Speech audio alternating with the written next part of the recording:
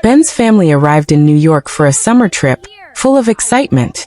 They visited Times Square, rode the subway, and even saw a Broadway show. On the 5th day, while on the 20th floor hotel balcony, Ben leaned too far and slipped. The world blurred. Sirens screamed. People screamed. Doctors later called it impossible, but Ben's faint heartbeat persisted. His tiny chest rose once, twice, and that was the start of a story nobody would ever forget. Ben was rushed to the ICU. Machines beeped relentlessly. Doctors whispered grim predictions. Hours passed. Then his eyes fluttered open. But something was different. At night, he whispered about floating above the city, seeing everything. Nurses dismissed it as delirium. His parents were terrified but also curious. Ben had survived, but was no longer entirely the same. Ben's dreams became vivid visions. He floated above skyscrapers, seeing the city from above. He glimpsed danger before it happened. A dog running into traffic, a bike about to crash. His parents thought he imagined it, until Ben described a fire that would erupt in an alley exactly as he saw in his dream. It happened. Fear, awe and disbelief filled the room. Ben woke from a dream screaming, "The bridge! Someone's on the bridge!" His parents rushed to the Brooklyn Bridge. A child had climbed the railing. Thanks to Ben's warning, the police intervened just in time. The city started to whisper about the boy who sees from above. Ben's mysterious gift was no longer just a dream. It was real and dangerous. News spread. Ben's parents tried to shield him, but strangers watched their building. Cameras, reporters, and curious onlookers became a part of Ben's life. Ben began to feel pressure. Why him? What did the city want from a child who survived the impossible? At night, he dreamt again, but this time the city itself seemed alive, whispering his name. Ben's dreams changed. He wasn't alone in the sky anymore. That night, he floated above the city again. The lights of Manhattan shimmered beneath him. Cars moved like glowing ants. But this time someone else was there. A dark figure stood on top of a skyscraper. Watching him, Ben felt it before he saw it, a presence. Tall, still, silent. Its shape looked human, but its face was blurred, like smoke twisting in wind. "Who are you?" Ben whispered. The figure tilted its head. Then the dream shattered. Ben woke up screaming. His mother ran into the room. His small body was shaking. "He saw me," Ben whispered. "The man in the sky saw me." The next day, strange things began happening. Streetlights flickered when Ben walked outside. A parked car alarm went off as he passed. His father tried to explain it away. Coincidence.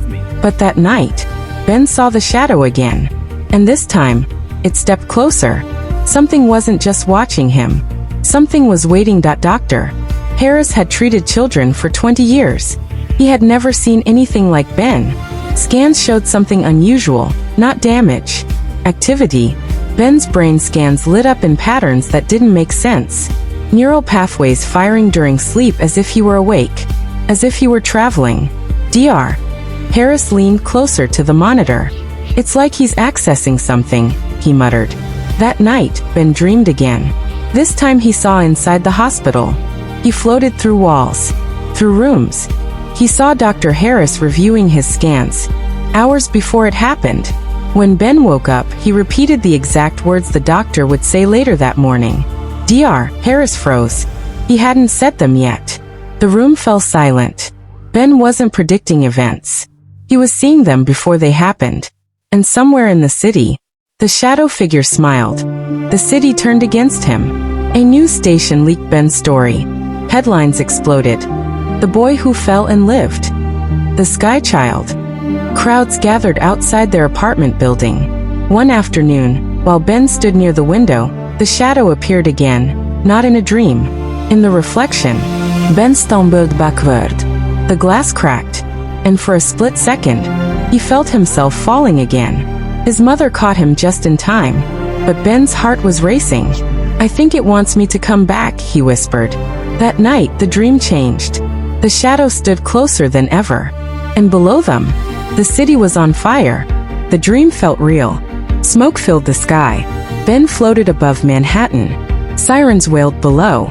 He saw an apartment building erupt into flames. 5 blocks from his home. He saw the exact window where the fire would start.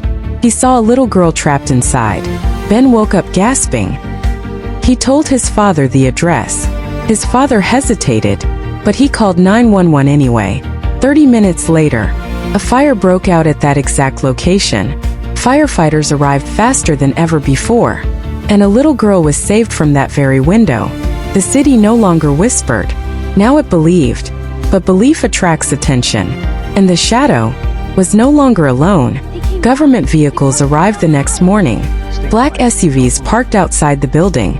Men in suits spoke quietly to Ben's parents. They called it a national interest matter.